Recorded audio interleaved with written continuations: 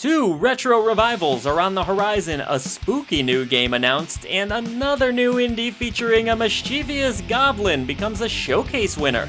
And that's not even the biggest news headlining this jam-packed week. Greetings, Indie Warriors, and welcome to I Dream of Indie Games. My name is Old Gamer Joe, and this is your weekly indie gaming news rundown for the week that was July 8th through the 12th of 2024. And yes, just because so many of you have been asking us, we're also going to cover some AA and retro news on the show. If you love independent content like this, consider heading over to patreon.com/idreamofindiegames and you'll gain Discord access as well as be supporting independent content. Please like and subscribe to the video if you so wish, and check out our live streams every Thursday here and at twitch.tv/idreamofindiegames. Your new indie gaming community is waiting for you. First up this week, a Japanese exclusive is heading to Western shores. Inin and Mebius have announced a release date for Over Horizon Steel Empire, with Steel Empire receiving two different versions. You won't have to wait long either, as this bundle will be available on Nintendo Switch and PlayStation 4 for July 18th. Even better, there's a nice 10% pre-order discount if you act quickly enough. Over Horizon is a pretty neat piece of retro gaming history that features awesome classic shoot-'em-up action. The game, which was originally released on the NES, featured awesome visuals for the early 90s and was known for a weapon system that was unique from other games in the genre. Steel Empire was released in 1992 for the Sega Mega Drive and received a Game Boy Advance port in 2004. Steel Empire featured a steampunk aesthetic that many felt was ahead of its time. If you are more into physical products, Strictly Limited Games will have both a limited and collector's edition of the Steel Empire Chronicles as well. Speaking of classics returning, we have news from Way Forward. Way back in 2005, Sigma Star Saga was released on the Game Boy Advance, and now it's coming back for modern consoles and PC next year. Revealed during the Anime Expo, the game will also be available via a reproduction cart so that it can be enjoyed on original hardware. This top-down shooter is a bit of a cult classic with a surprisingly deep sci-fi story. You play as Ian Wrecker, tasked with stopping an alien onslaught. The game will feature everything the original did, including over 70 gun data times, various tools, the same awesome pixel art aesthetic, and multiple endings to uncover. It's unclear if any new features will be added at this time, but this is exciting news nonetheless. Good time to be a retro fan. I ain't afraid of no ghost, are you? Cellar Vault Games and Chorus Worldwide Entertainment bring us a spooky announcement. Paper Ghost Stories Third Eye Open will be coming to PC and consoles on September 5th of this year. The latest installment in the Paper Ghost Stories series will be a visual novel of sorts that tells the tale of Ting, a girl who is able to see the dead. With her friend Xiao at her side, the game will explore Ting's past as she tries to adapt to a world where she's surrounded by ghostly spirits. Ting will face many challenges and even solve the occasional puzzle. The paper theater art style that has been implemented looks stunning so far, with the game being heavily inspired by Malaysian traditions. Do you think you can handle all of this drama in September? Keep an eye out for Paper Ghost Stories. Split Milk Studios showcased a brand new demo for the adorable looking shopkeeping title Trash Goblin.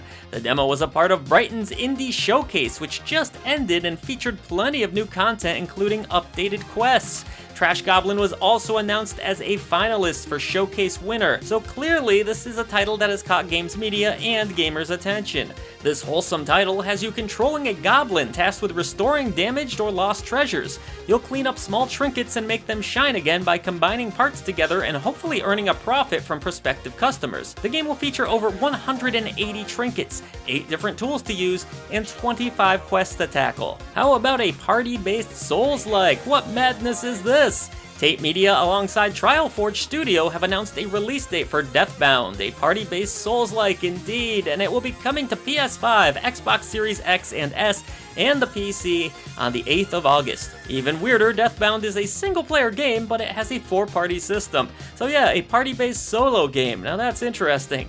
You'll bind your spirit to brave fallen warriors and transform between them during combat. Each hero will play differently from one another, which adds a unique dynamic to the gameplay. Which characters you align with one another will play a major factor in how things play out, and players can also expect to master tons of different skills and ways to do battle. It probably goes without saying, but expect a pretty steep challenge out of this one. Who doesn't love a family outing to the amusement park, right? Okay, so I must confess, I don't do so well with roller coasters, but I do love the atmosphere. Well, Barraka, no relation to the Mortal Kombat 2 character, is coming to us from Zamoro Studio. Taking place at a 90s fair, this bizarre release promises many shocking surprises and unexpected twists. The game is using real-life images alongside stop-motion and traditional animation effects to give it this unbelievable-looking visual style. Take part in various fair minigames and earn cash, which will help you gain and improve equipment. Games like this are what make the indie scene very special, and I for one can't wait to try out Barraka for myself. And Team 17 has a major announcement. They'll be teaming up with Spellgarden Games. This will lead to a brand new IP from Spellgarden, who are best known for sticky business. Not really any other details to go over, but this partnership is pretty exciting. Metroidvania fans, thank you for your patience as always. Marko Beyond Brave finally has a release date, and it won't be long. Coming on September 17th of this year, this Metroidvania title was inspired by Disney cartoons of the 90s, and it mixes that style with Slavic folklore. Players will control Marko, a brave warrior, as the title implies, as he battles evil foes in the world of Zagora. The game will be fairly open-ended, with players able to explore a large map, and will also feature a variety of different puzzles to solve. The art is quite beautiful with its frame animation style, and there should be plenty of gameplay hours ahead. PC and Steam Deck fans only need to wait a few more short months to play it for themselves. Radalaika Games is bringing back yet another classic. I guess this week is all about the retro games, which, by the way, check out our side project channel at I Dream of Retro Games. There's a link in the description box below. Anyways, Aero The Acro-Bat is making a return on all consoles August 2nd of this year. Having released all the way back in 1993 on the Super Nintendo and Genesis, our circus-loving bat is back after 30 long years. Put an end to the evil Edgar Ector once and for all in this unique platformer that was known for having specific objectives that need to be completed. Also known for its difficulty, the game features 4 areas with 5 stages, with this version featuring English and Japanese language support. Scared by the retro difficulty? Fear not, as now you'll be able to rewind and speed the game up. Cheats are also available, and yes, there's save states. I for one think it's really cool to have a retro classic like this return and perhaps even be discovered by a new audience. Can't make this up, folks, more retro gaming goodness. Fans were excited to hear that Whoopee Camp was back to re-release Tomba, well now they'll be teaming up with Limited Run Games to release a physical collector's version of the game. Pre-orders will be opening on the 19th of this month via limitedrungames.com. There will be physical versions of the game for Switch, PS5, and PC, and cute Piggy and Tomba plushies too. Having originally launched on the PS1, Tomba was directed by Tokoro Fujiwara of Mega Man 2 and Resident Evil fame. While I don't think this game was a massive hit per se, it did well enough to get a sequel, which I didn't think was nearly as good, and it gained a bit of a cult following throughout the years. Players will now have save and rewind features, never before seen content, a touched up soundtrack, and even an interview with the creator himself. The limited run editions will have posters, soundtracks, art, and a steelbook too. The Whoopee edition will have even more art and figures. If that weren't enough, Limited Run is going to have even more Tomba merch on their website, so be sure to check everything out over there for all the details and offerings. As for I Dream of Indie Games content for this week, we have some eagerly anticipated videos live right now that you can enjoy, and links to everything are included in the description box below. Upcoming Indies releases every Monday at 9 AM Eastern, and even earlier than that for patrons at the Legend tier and beyond. And of course, it's ad and sponsor free that way for our most loyal supporters.